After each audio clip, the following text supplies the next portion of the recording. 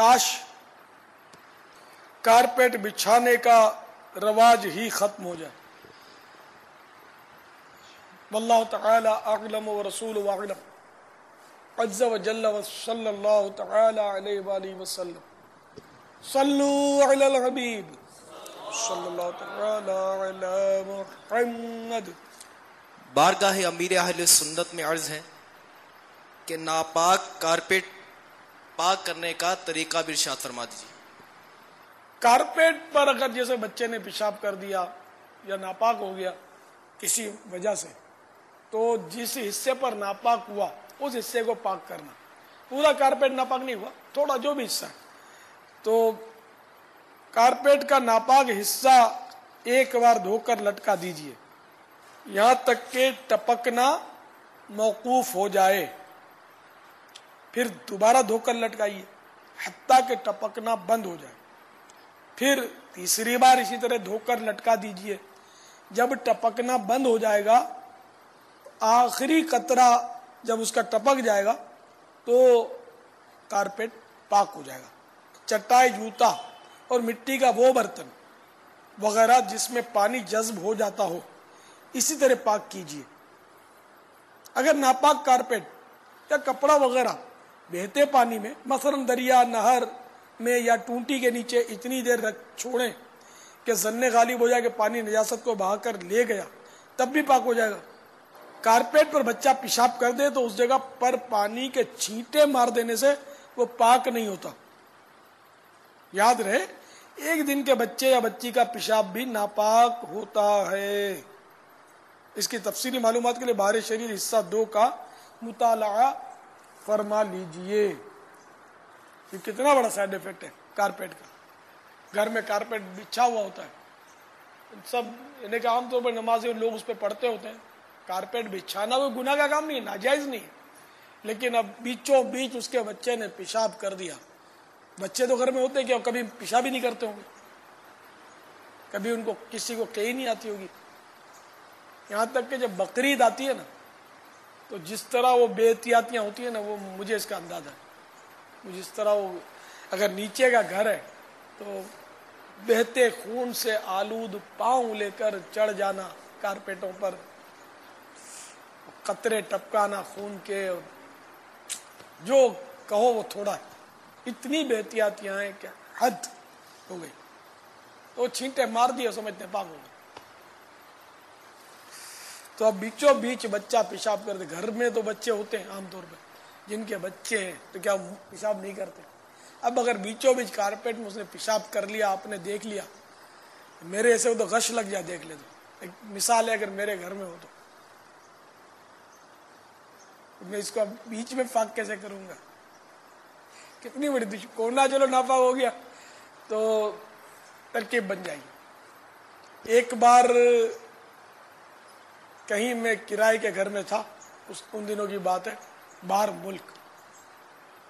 तो एक पड़ोस की बच्ची ने कारपेट पर कर दिया पेशाब, तो किनारे पर पेशाब किया था।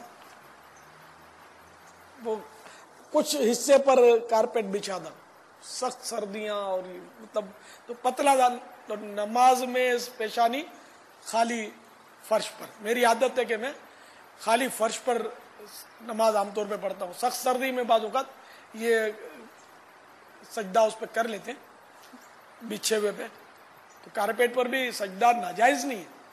तो वो कारपेट ही ऐसा था कि जो इस पे पेशानी जमाने में कोई तकलीफ नहीं होती, बिल्कुल पतला। खैर उस पर कर दिया उसने पेशाब। अब क्या करें, तो पाक कैसे करें। घर में पाक करने का तो इतना वो तरकीब होती नहीं है। इस तरह इतना बड़ा कारपेट उठा के ये छोटे से हमाम में कैसे पाक हो। तो फिर हमने तरकीब ये निकाली कि एक ईसाई भाई जिनके पास विला,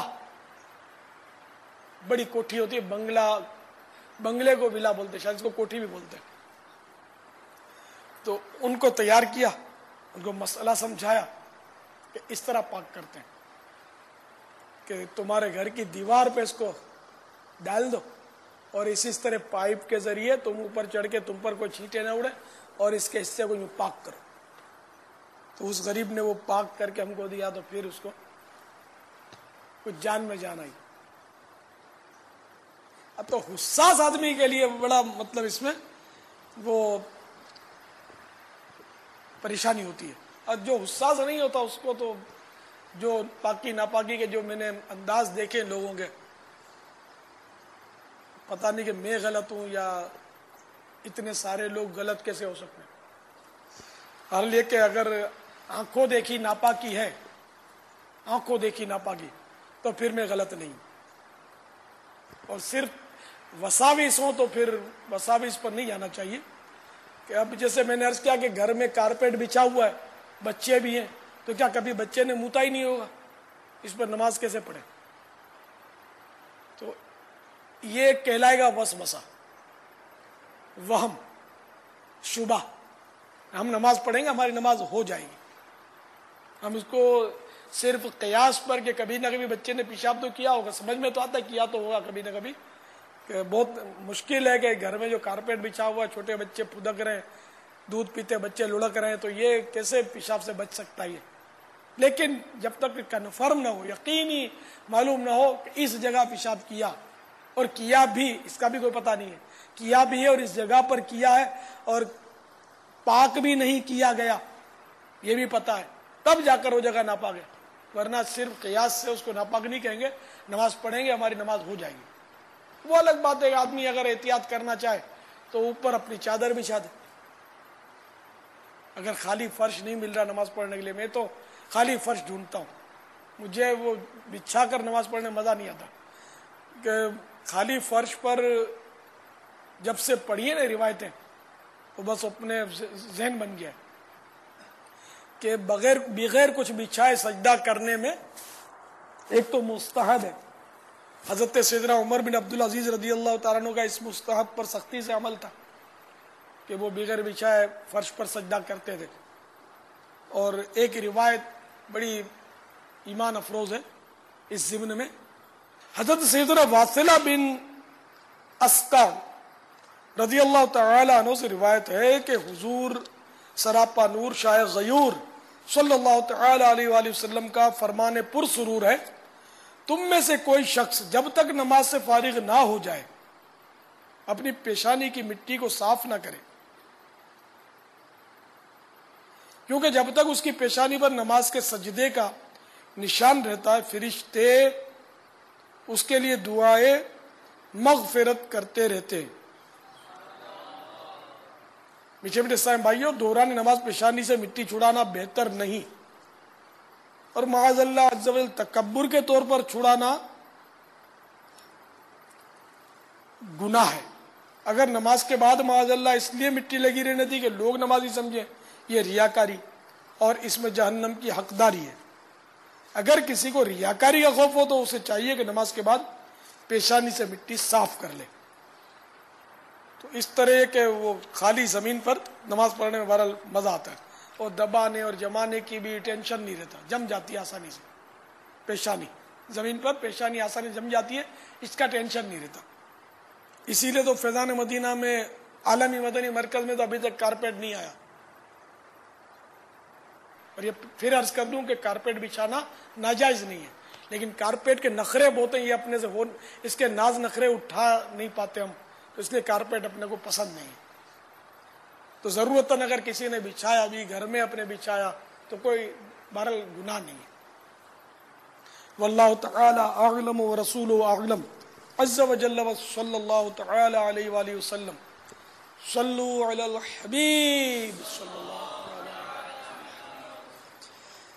حضور، آپ کی تشویش بجا ہے، لیکن کارپیٹ وغیرہ پر عموماً نہایت چھوٹے بچے پیشاب کرتے ہیں، تو کیا ان کا پیشاب بھی ناپاک ہے؟ ایک دن کا بچہ ہو یا ایک دن کی بچی، ان کے پیشاب ناپاک ہے۔ بچہ پیدا ہوتے ہی پیشاب کر دے وہ بھی ناپاک ہے۔